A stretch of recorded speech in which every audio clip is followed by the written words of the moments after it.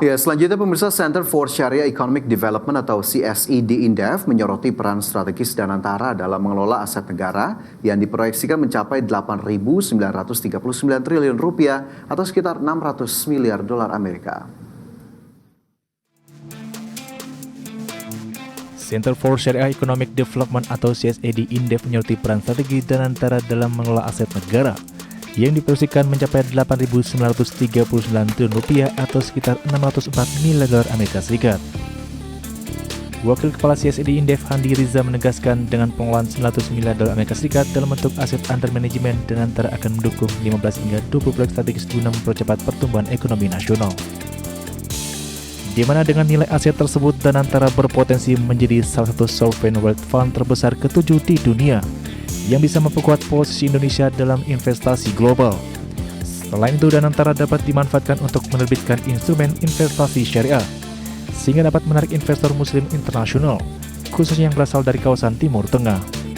Nah, dari mana modalnya? Nah, ini juga mungkin kita tidak mengambil aspek politik lah ya, tapi kita ingin bicara tentang bagaimana nanti potensi Danantara ini bisa membiayai sektor-sektor halal industri atau Islamic finance yang memberikan kontribusi bagi pengembangan industri halal, Islamic finance, dan juga bagi pengembangan perekonomian nasional gitu. Jadi kita fokus ke sana saja. Jadi kalau dalam Undang-Undang Nomor 1 Tahun 2025 itu disebutkan bahwasanya Danantara ini ditetapkan besaran modalnya itu paling sedikit tuh 1 triliun. Di sisi lain, Indef yakin salah satu langkah yang bisa diambil Danantara adalah terlibat dalam penerbitan sukuk yang dapat masuk ke dalam market share keuangan syariah global yang bisa menarik investor muslim internasional. Beberapa sektor ekonomi syariah yang potensial didanai oleh Danantara adalah halal food yang memiliki nilai pasar sebesar 1,89 triliun dolar Amerika Serikat. Kemudian mode fashion hingga 2027 diproyeksi memiliki nilai sebesar 318 miliar dolar Amerika Serikat. Hingga sektor media and recreation yang market share-nya diproyeksi di tahun 2027 mencapai 247 miliar dolar Amerika Serikat. Dari Jakarta, Tim Liputan IDX Channel.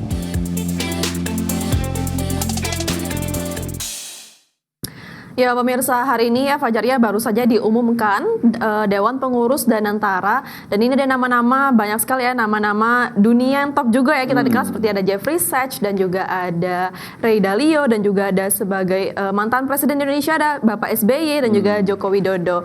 Nah, dan ini juga tadi saat pengumuman CEO Danantara Roslan Roslan itu menegaskan bahwa tidak ada orang titipan di Danantara seperti yang sudah banyak concern sebelumnya ya, ada orang titipan dan lain sebagainya, dan semoga saja dengan kepengurusan ini bisa membawa Danantara lebih menjadi maju ya, dan juga membawa ekonomi Indonesia juga maju ke depannya. Oke, kalau kita lihat ini tadi susunan kepengurusannya banyak nama-nama yang cukup familiar begitu ya. Dan ini juga menegaskan sebelumnya ada pernyataan dari CIO Danantara. Sebelumnya saya juga sempat berbincang begitu ya Vina ya, oleh Pandu Syahrir, bahwa menyatakan nama-nama ini dipilih berdasarkan kredibilitasnya dan juga kompetensinya.